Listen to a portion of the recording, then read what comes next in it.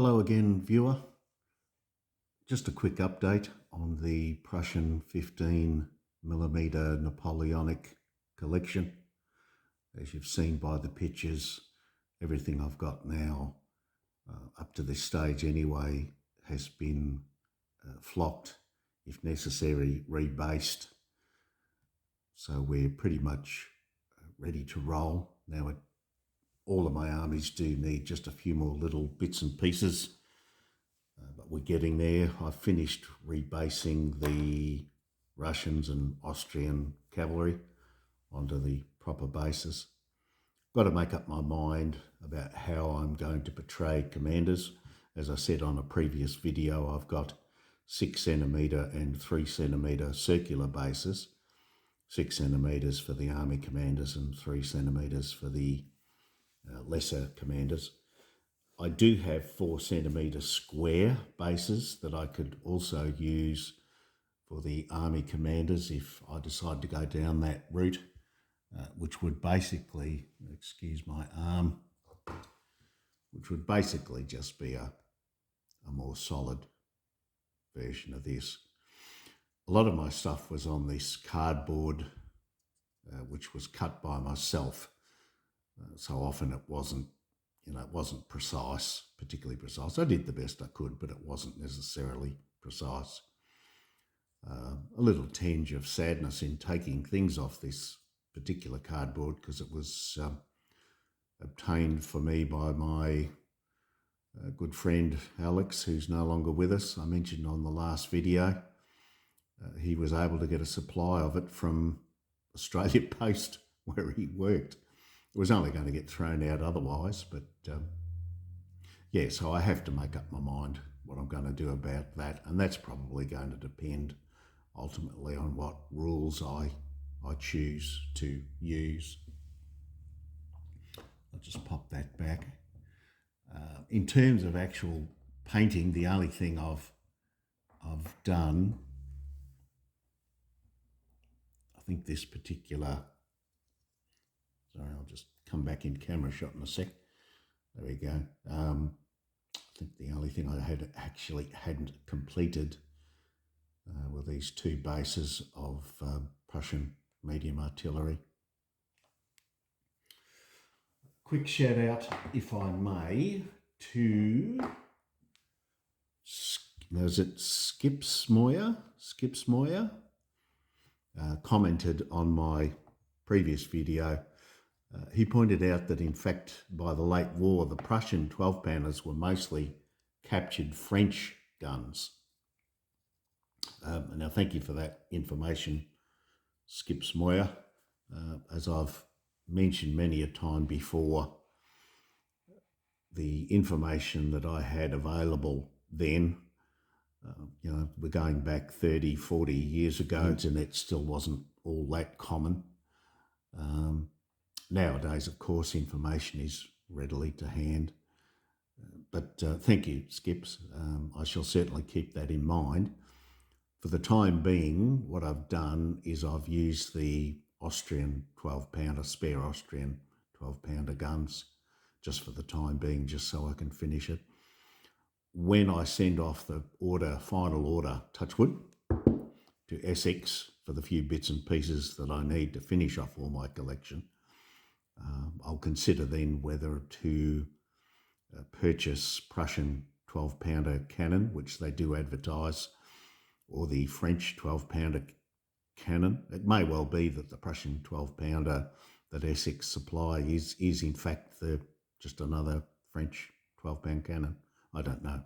We'll cross that bridge when we come to it. But anyway, thank you, Skips Moyer.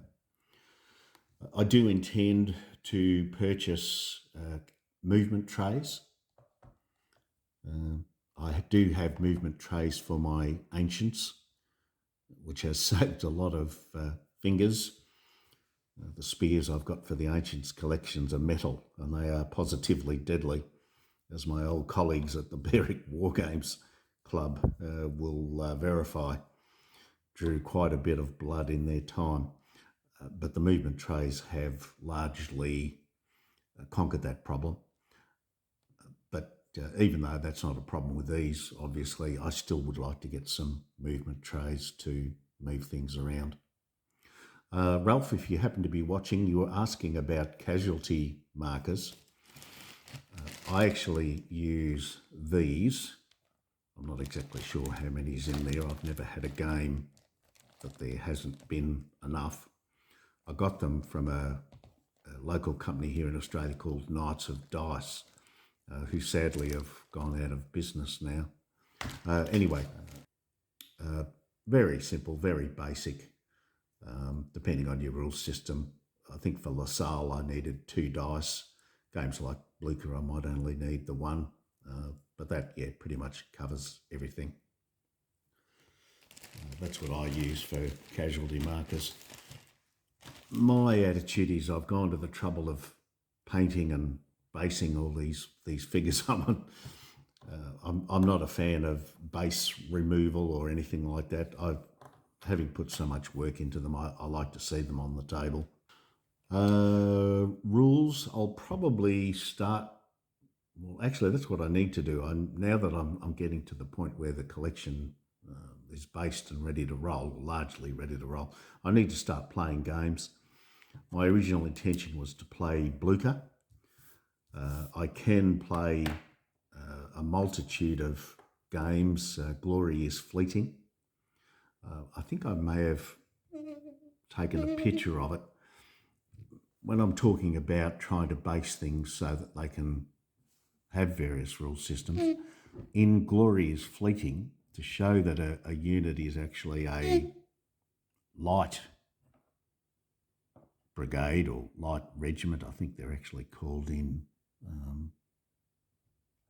Glory is fleeting, although the players that play it tend to just call it brigade anyway. That's how you represent a light unit in Glory is fleeting.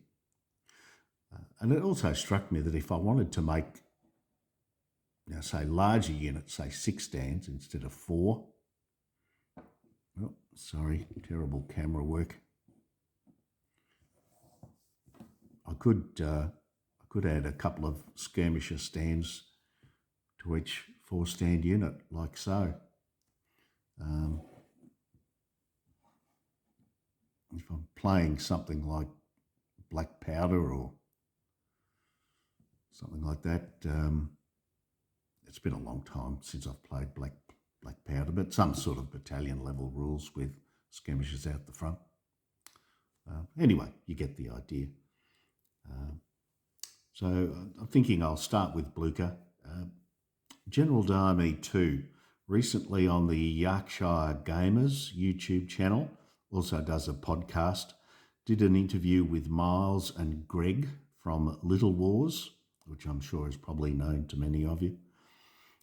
Miles was saying that with their Napoleonics, what they often do when they're playing a historical scenario, they'll use General d'Armée 2 because they like the mechanics. And I think the old expression is bathtubing? Or is it, in fact, this is the other way. Rather than each unit just representing a battalion, each unit will represent a brigade. And they don't change anything in the rules. They don't change any measurement distances or anything like that. So I might have a look at that. General d'Armée, again, I've only played it a couple of times, watched a few videos. Does seem to be a fairly, shall I say, attritional, not quite as dramatic as, something like Black Powder. So it may well suit the sort of higher level. I have finished rebasing the Russians and Austrians. So my next big project this week will be going and putting the flocking on all those bases. Still a lot of work to be done with the collections. Some of the older type flags on some of the cavalry, again, excuse my arm. I've got to take off the old type flags somehow, whether I chop the whole thing out and put in a steel pin, or whether I just try my hand at actually removing the big ghastly flag. I don't think that'd go too well somehow. I'm a bit ham-fisted. I think it might be a case of remove it and put in some steel pins. Likewise for the lances that I've got for all of the countries. Probably should be removing the soft metal lances, which invariably bend. Not a good thing, but at the back here. Replace those with steel pins. Where are we?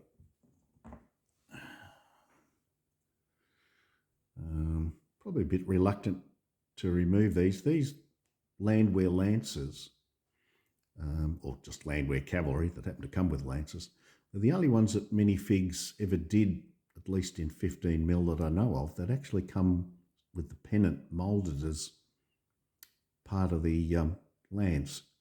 So I might be a bit sorry to see those go. But you can see the lances have bent over time, and movement trays would help avert the problem, but it only takes one ham-fisted person, namely me, to reach over and snap off the lance. Anyway, that's it. Starting to ramble.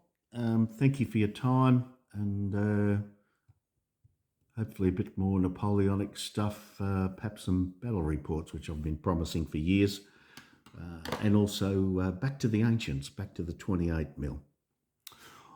All right, thanks for your time. Look after yourselves, enjoy your gaming. Bye for now. Bye.